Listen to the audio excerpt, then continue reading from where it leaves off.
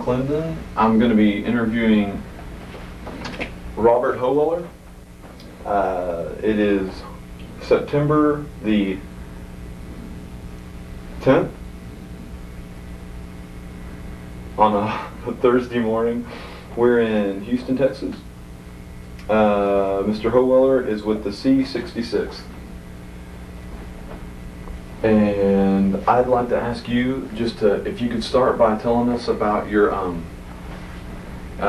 where you grew up, your parents, that kind of thing. Okay, let's see. Born in 1923 in Cincinnati, Ohio. My father was in the greenhouse truck business back in those days. Went to high school and then went to the Army after high school. We were basically from I guess if in today's standards it'd be a poor family kind of thing with 30,000 income, but things have changed since then, so it's hard to make comparison. Graduated from high school and then went into the Army, went into the 44th Division, rode from Cincinnati to Tacoma, Washington. All I can remember is how homesick I was at 19 years old, going that distance, that far away from home. Took basic training in the infantry, the 44th Division, which is between Tacoma and Olympia, Washington. Sometime in June, I got a call to go to ASTP. I think it was because my IQ was 230 or something, or was it 130? And in the Army way, they went through the files and picked out those with certain IQs and so forth, and regardless of their prior knowledge or prior high school education and so forth. And so we were sent to Baton Rouge for assignment to LSU in Baton Rouge for assignment to a college. One of the guys whistled in line as we were supposed to be assigned to Wake Forest, and the southern officer said that you guys can't live in society, so we're going to send you to Socorro, New Mexico, to the New Mexico School of Mines. So we went there. Since I had graduated from high school and had a lot of math, our first subject was trigonometry in college, and most of the guys didn't even have high school algebra or anything. So I ended up sort of teaching a lot of the classes so the guys could pass, but so that lasted till I think we were there about 6 or 8 months, and then the Army decided that to kill the program. So then we were all reassigned, and we were reassigned to 12th Armored at Abilene, Texas. How long were we there? What was that like when you got to Camp Barkley as an ASTP? It was, theoretically the Army was using the Navy policy, what they call it, they had a name for it, which supposedly was supposed to save some of the brainier people from battle and so forth, but then, as typical Army, they didn't do it right to start with, and then they just discontinued it, and it made for a real bad relationship between the guys who were original cadre and us little wise boys who came out of college and So it was a little conflict, so forth, but I guess it all worked out, because we were in such good physical shape that we made all of them look puny, because we did it in gyms and so forth, and they had a pretty physical, and so that didn't go over too good, and so it was bad for us, because we thought we were going to at least get a college education and so forth, but that all just fell apart. So we got into I was assigned in the Armored 66th, and some of the fellows were also assigned there, and some of them went to the 43rd, some went all over the 12th Armored. It was split up. And so, let's see, we trained in Abilene then for, how many months was that? Maybe another 10 months. And in 43 we went to, the whole division went to New York, and then to Liverpool, Tidwell in England, and then we crossed over into France and got on our head, and then our equipment came over. We got on our half tracks and we went down the not the southern part of France, the middle of France, on the German border. We had we were capturing some small French towns, Singling and some of those, and we then got in our half tracks and went back up north towards the Bastogne area, the Battle of the Bulge area, and we got about 3/4 of the way up, and they turned the division back down to the beachhead that the Germans had established at Herlesheim, which is above Strasbourg, and that's where we were. We met our first big battle. The rest were little sort of skirmishes, and we were supposed to be attacking this force.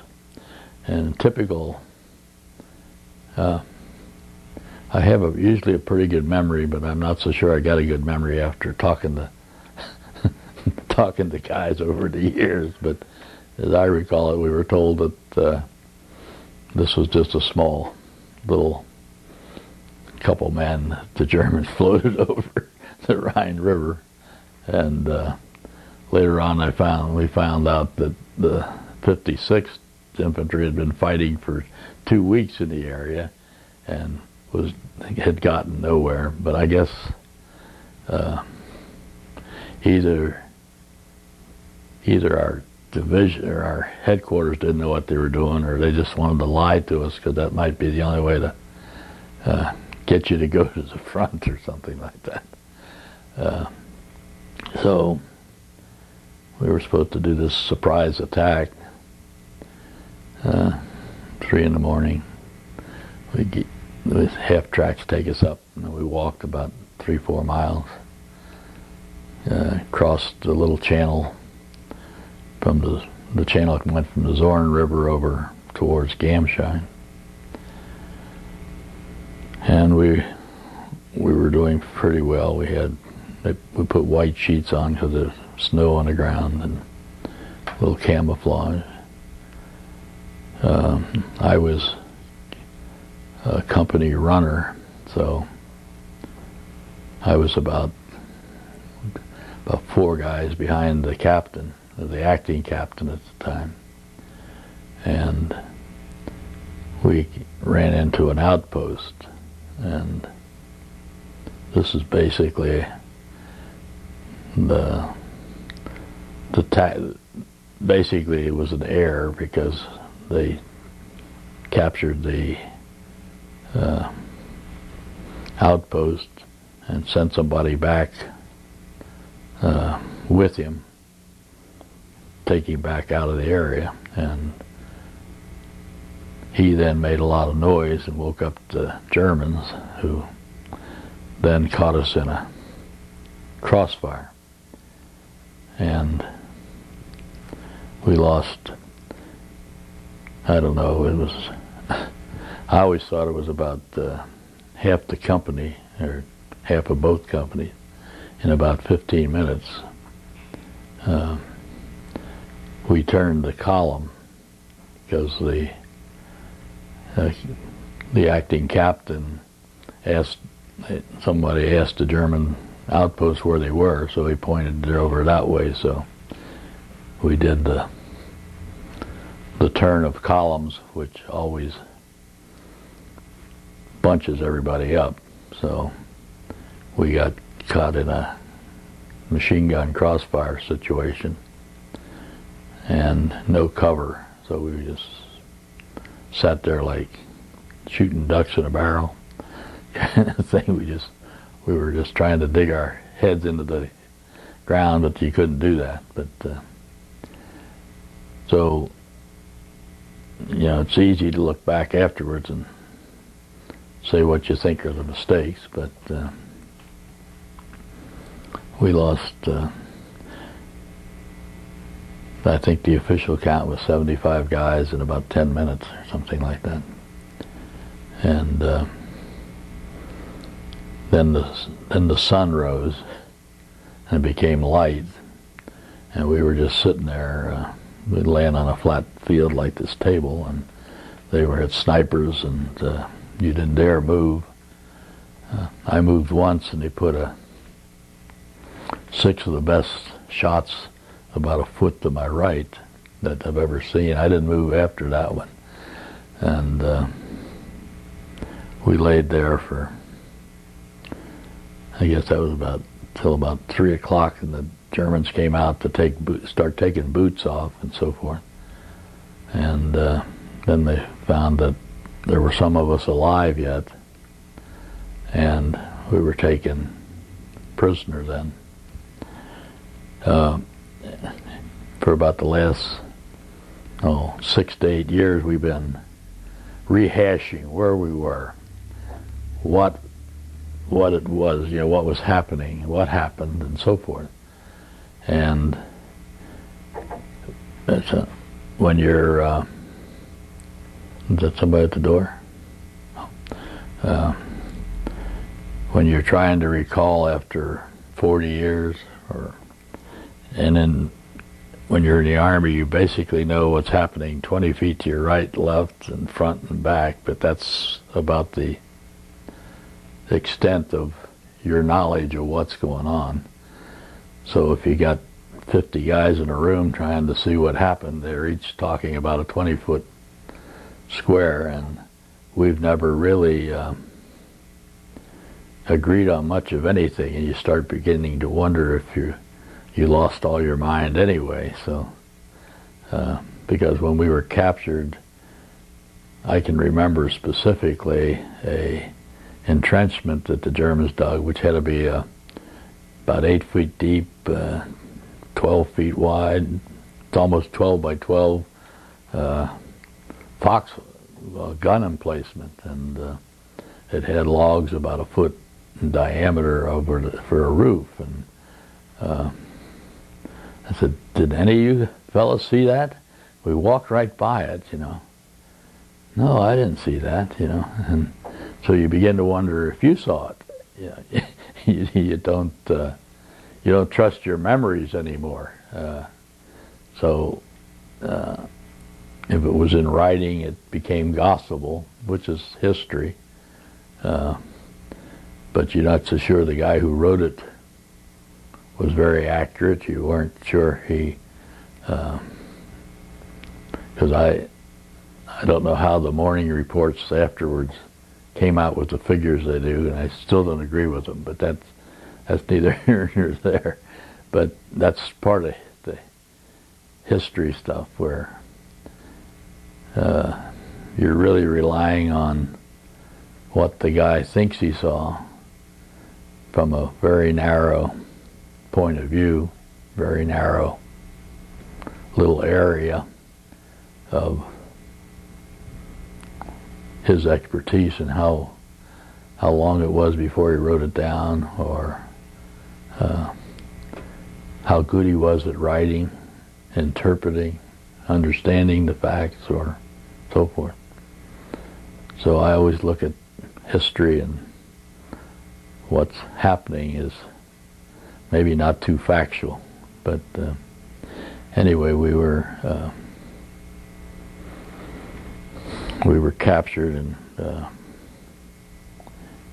our whole division was really held off by a very few people, which, you know, that's looking back after you walk through them, you know, and see them. So the 3 machine guns did an awful good job on our particular division that day. We had the B company who was in reserve got away. Some of the people to the left had a creek that they could go back through, and way to our left they had some cover that they could get out. So we were sitting in the middle of the field with no cover whatsoever, so we were captured. And I was shot down. While you're laying on the ground and people are shooting straight at you, they always hit right in the head area and so forth. So most of the guys in pictures later were hit in the head. They missed my head, and they got my back.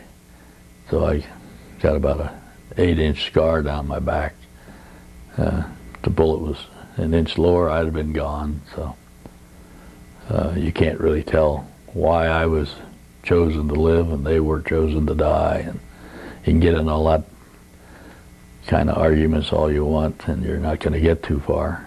The facts were I was spared and I was captured, and there were about 50 of us who were captured. And so we walked from the Steinwald Woods to Gamschein, and then out toward the Rhine River. And we were, that's when our Air Force showed up. They took us to this pillbox, and those who were wounded, they put some bandages on, or if they needed it, and so forth.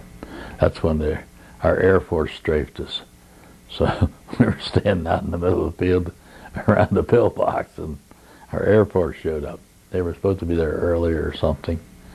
There was supposed to be a French division on our right, and none of that happened. But so we stood around most of the rest of the day, and at midnight we crossed the Rhine River on those who could walked across the sort of a bridge, and those who were wounded got on the boat and they ferried across, and then we went to Baden, the little town on the Rhine, can't remember the name now, and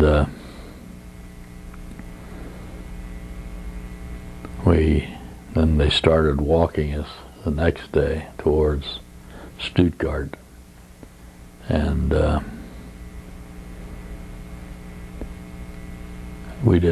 I don't think we ate for 3 days that time, or we didn't have anything to eat until we got to an old cavalry hospital, camp, etc. And then we got our little bread and hot water for soup, and we stayed there for about 4 days, and then they put us on a train and we were shipped up to Hanover, and then to Fallingbostel, where we were put in Stalag 11B, and it's still there. I was back there, and the area is still there. The camp's gone, but we did get some medication in this first area, but they took off my Good American bandage and put on something that looked like tissue paper or toilet paper or something like that bandage. So I wish he wouldn't have even bothered, but I guess he cleaned. But so that was about the only thing that happened in that place. They were basically capturing the 44th Infantry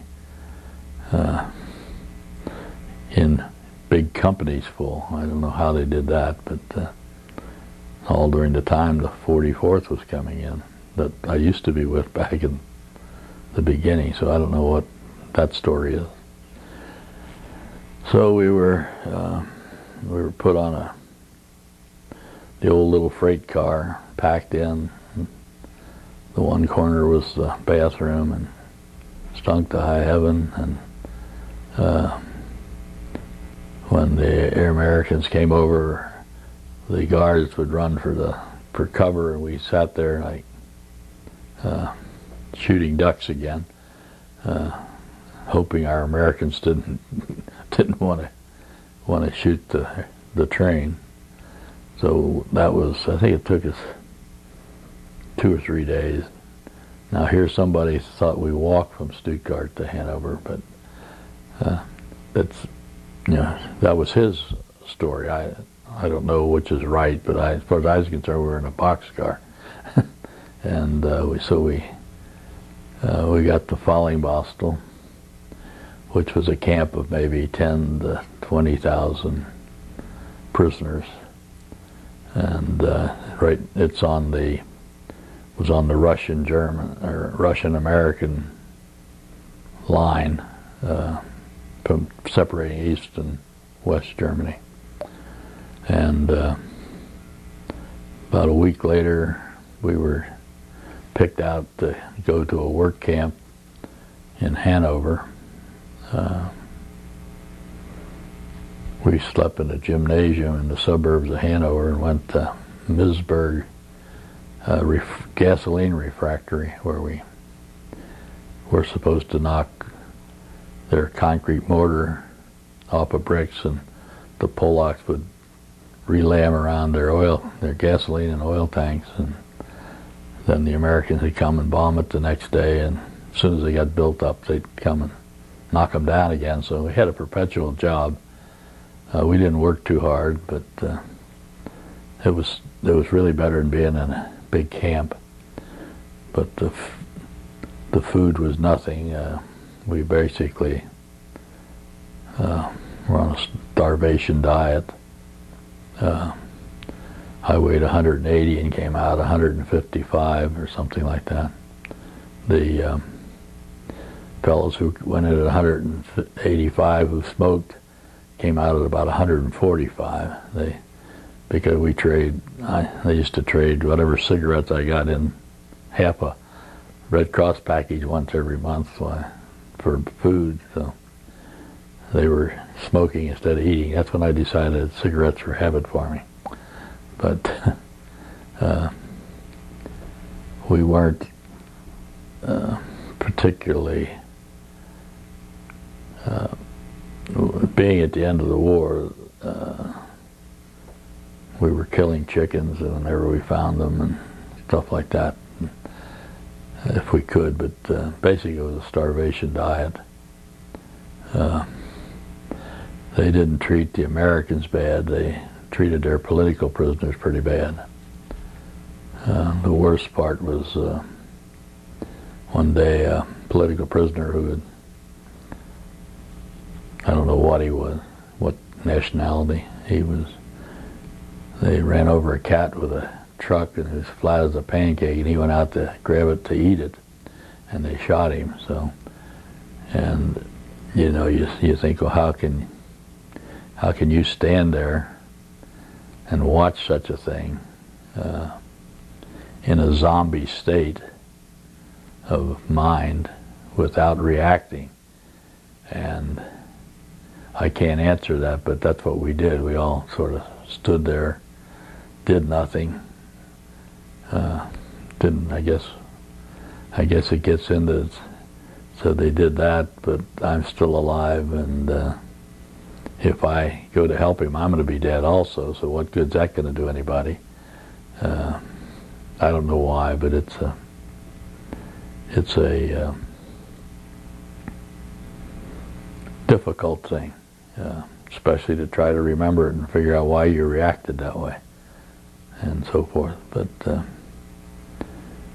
so we, I think we stayed there 4 months, and we could hear the artillery coming closer and closer. So the Germans were walking us away from Hanover and to Celle, C-E-L-L-E, towards that area, and we were sleeping in farm barns and stuff like that for about 4 days. And one night the SS boys were bicycling away from the front, so we said, well, this is about time we go the other way. And the German guards were older guys, 60, and they took off their uniforms, gave us their guns, and we started back towards where the noise was coming from, the artillery fire. So there was about maybe 40 or 50 of us about that time. And we came up upon top of a hill, and we looked down in the village, and here was armored tanks and so forth down there, and none of us could really recognize what nationality they were. We didn't know if they didn't look German, they sure didn't look American, and we said, well, we've come this far, we might as well go down. So we go down the hill, and it happened to be British, and that was where we were liberated. We had about a 6'6" Englishman with us who was in the same camp, who'd been captured in Dunkirk 5 years ago. So he'd been in prison camp for 5 years, and he just broke out in tears when he saw all these Englishmen. After 5 years, I guess you should. And so that basically was my limited experience in the war. We stayed in Brussels for a week until they got us on a medical ship and sent us back home. So who were some of your buddies in your company? Oh, well, Charlie Fitz, George O'Brien, Tom Wood. Tom Wood was my cot buddy, because you had to sleep together to keep to get enough body heat to keep alive. You had they left us keep 2 of those little army blankets that are about an 1/8 inch thick, so you had to sleep together and put the 2 blankets on, and so that was Tom. And we had Caleb, Rice. We were all together for the 4 months, basically, when we hit that volunteer, that work camp, so forth. So, you know Fitz? You smiled. Yeah, I interviewed him last year. He's a little opinionated. I knew. I figured you guys were in the same company when you started telling me that story, because he told me the same story last year. Yeah. Yeah. Were all those guys captured? Yeah, we were all captured from C Company. Did you lose any friends out there by the Steinwall Woods? Oh yeah. First time I saw a guy blowed up. He was Al Vernon from Grand Rapids, Michigan, who had been together for the whole time. And he was carrying a radio, which is the first target, and in 4 hours he blew up, bloated like, I've seen cows bloat, but I never seen a human. That was sort of a bad thing to look at. And his mother called me one day, and I lied to her because I didn't, what can you say? And, I mean, you can't change anything. But, so I didn't want to really tell her. We lost a lot of friends or acquaintances that day. And, see, I wanted to say something else there. What was it? I've heard it. You sparked a question. You sparked something, but I lost it in the thing. I've heard a few different accounts. It was like you were saying, everybody kind of remembers it a little different. Yeah. A few different accounts of what happened. One person said the captain blew his whistle or something, and that all of a sudden it was just everyone fired or something. What do you remember? The outpost yelled, and if we were an experienced troop, we'd have killed him before he had a chance to yell even. But we were very inexperienced. I thought the whistle was blown by the Germans. We weren't. We've also discussed how close we were to the machine guns. If we would have, when the outpost came, just went straight ahead on the path we knew we were going or headed for, I don't think we were over 75 to 100 yards away from the machine guns. And we'd have been past the machine guns by the time, but that's all hearsay. But I thought the whistle came because the captain was only 4 people 10 feet apart, 50, 60 feet ahead of me. And I'd have known that was him. But again, we had one guy who saw a railroad car. And I said, "Where were you?" And I was right there. He was on our right. And I said, "Well, there wasn't even a railroad track there. How could you see a car?" Now later on there was a railroad track, but we were pretty far away from it. Now maybe he saw a car. Again, when he's back here looking that way, he might have been able to see something like that. But when you're up here, all I could see was the woods. And as I remember it, on the left there was a bridge, and a tank came over and got down to the edge of the woods and was shooting around until they pulled their Tiger tank down there, and the Tiger tank knocked him out. And then there was 2 of them following him. One was about from the edge of the woods to the bridge, knocked out halfway, and the other one was knocked out on the bridge by the Tiger tank. So, and it's hard to get a lot of guys to agree to that, but as far as I'm concerned, I can see it clear as mud, because when I turned my head that way, I could see the road and the 3.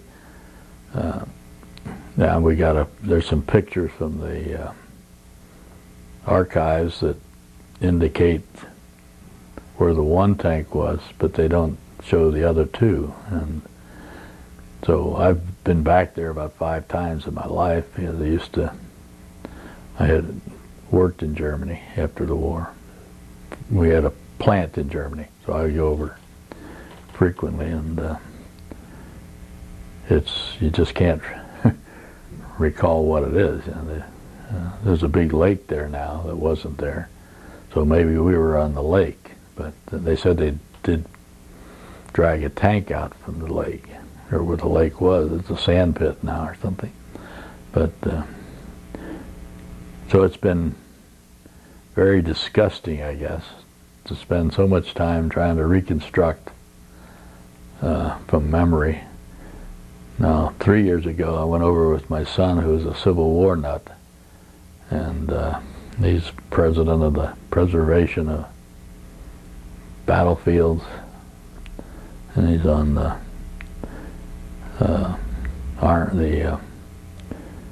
military museum in Philadelphia. He was president of that association for a while, and so he went over with me, and we went through.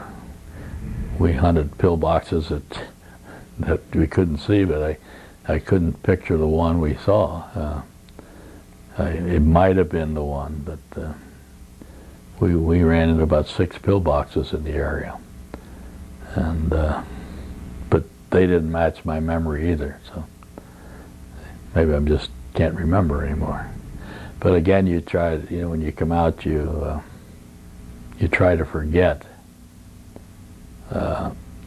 what happened, and so you don't. I didn't really start getting back till about 25 years later, and coming to the organization and talking to the guys, and so maybe during the 25 years you lose a lot too. But now it's 57 or something like that years ago. So it's very frustrating, because I always thought I had a good memory. I still have a pretty good memory, but but again, when you're only can see in your immediate area and know what's going on in your immediate area, it's not very good. Any other stories when you're a prisoner of war? Any other stuff happened? I mean, like that really just kind of stands out. I mean, like sitting and picking ticks off when the sun came out one day, or you live in lice because you had a straw cot and straw mattress on a wooden frame, and it was full of ticks, and you were full of ticks, and didn't have a bath for 4 months and that kind of stuff. So we sat out like monkeys on Monkey Island and picked lice off and stuff like that. The other thing is sort of when you're all in the same boat, and you're all starving, when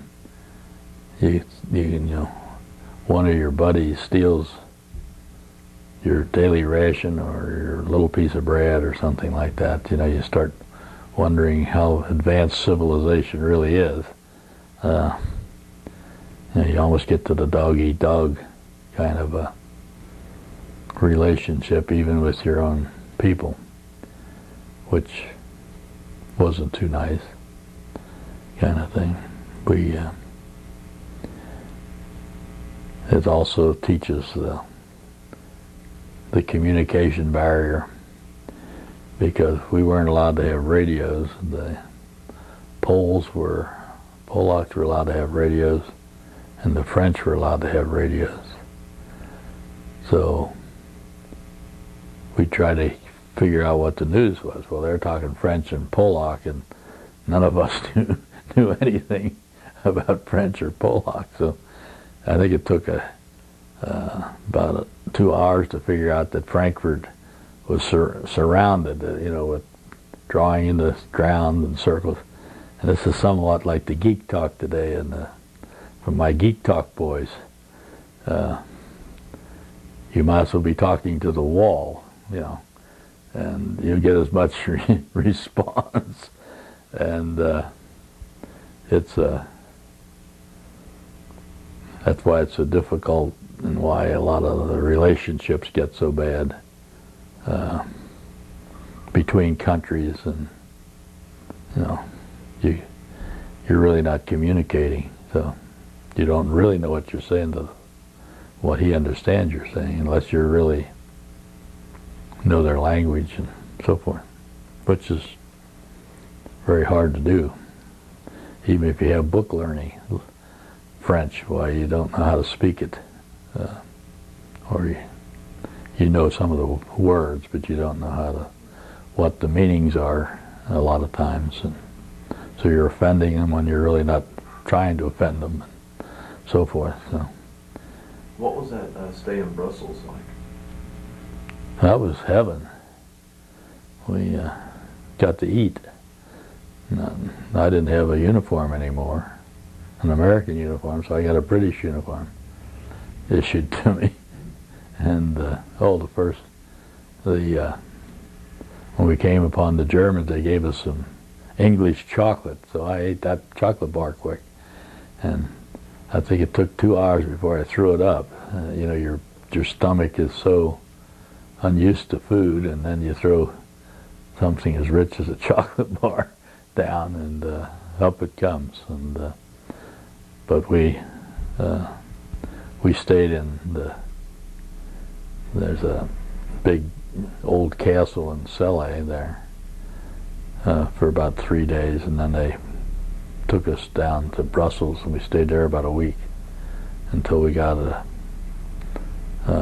medical ship coming back from out of Lucky Strike in France. So we started eating a little better, and got some Belgian pastries and things like that. So we started putting back weight a little, but not a nice thing. But what was coming home like? Let's see, it was VE Day in the middle of the ocean. We're about in the middle. And the medics broke out the blue methane, which is alcohol, and they put a little blue in it so you don't drink it. So they broke that out and broke out the Cokes, and so I got a little tipsy that night, and we were celebrating in the middle of the ocean. But then the rumor is, as soon as we get you a little healthy, you're going to Japan. So that didn't sit too well. But that was the event of the trip back home.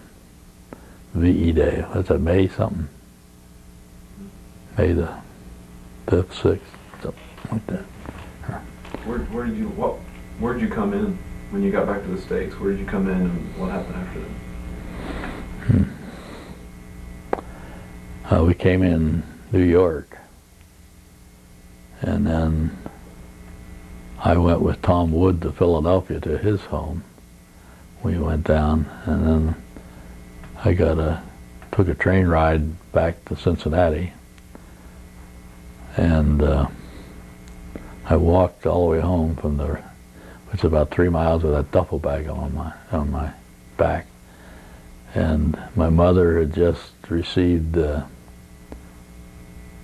found out I was okay, and she didn't know for 4 months that we were. And she was always thin. She went from 120 to 80 pounds from worrying and so forth. And so I almost got home before they even knew I was alive yet. So that was sort of traumatic, another traumatic event. But they happened. They had so many of them, you sort of put them in the background. But the whole thing, on today's youth and all the stuff going on, you can't understand it.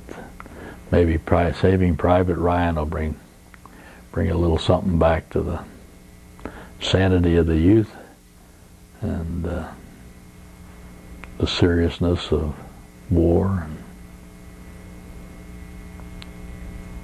Maybe not.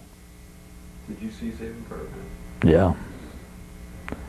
I went 3 o'clock the second day. It was the Saturday matinee. And I guess I basically cried the whole time. Very vivid. Did you see it? And fairly realistic. Hello. Yes.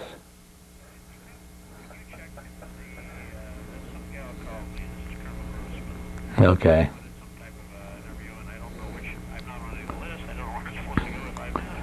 4105 or 3 or 2. 41. This is Grossman. He wants to know where to go.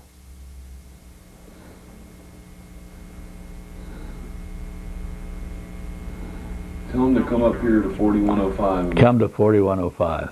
Figure it out. Yeah. All right. All right. Well, Where were do we? you have any Abilene experiences?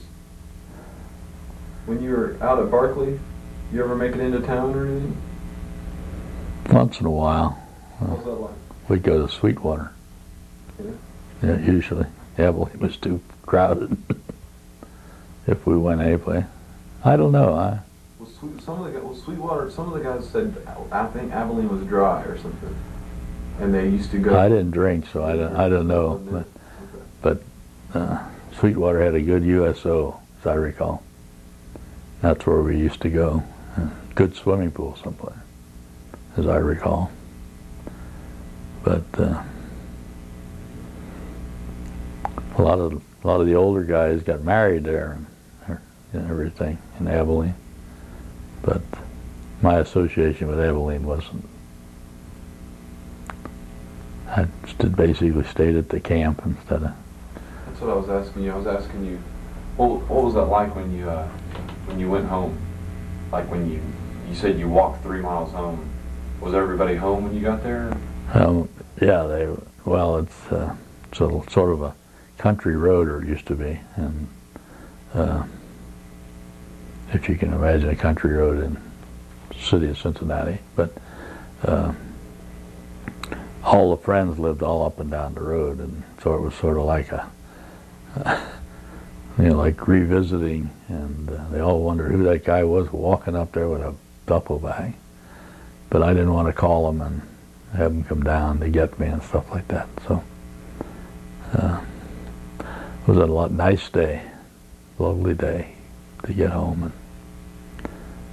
then we went to, I had to go back to Baltimore for a couple months until we got out. And I went to Terre Haute. They kept moving me around. And my last Army meal was in Indiantown Gap, Thanksgiving dinner. So I was very thankful that I was getting out and going home for good then. What did you do after the war? Oh, let's see. I'm a CPA. My son's a CPA. My grandson's a CPA. And I worked for other people till I was 55, and then since then I've been working. We've all been working on our own. We have various businesses, things of that nature. When did you get married? 45, when I came home from the prison camp. We got married. We went down to Miami Beach for rest and recreation that time. So I've been married since 45. So did you know her before? Yeah.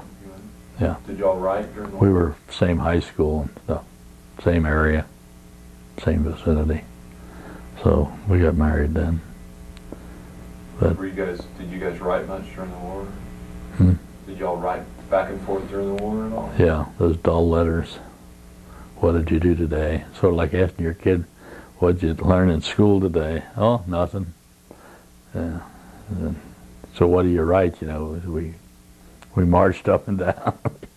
By the time you get the third week of writing the same letter, it becomes dull. And then when we got over there, you couldn't write anyway. Everything was censored. And I wasn't there after the war. It took me 2 weeks to get from release to get home. So I sent a telegram, but I beat the telegram home. So. All right. Anything else you want to add? No. Oh, we can wrap it up. That's great. Yeah, I don't need to say anything else just for us to stop.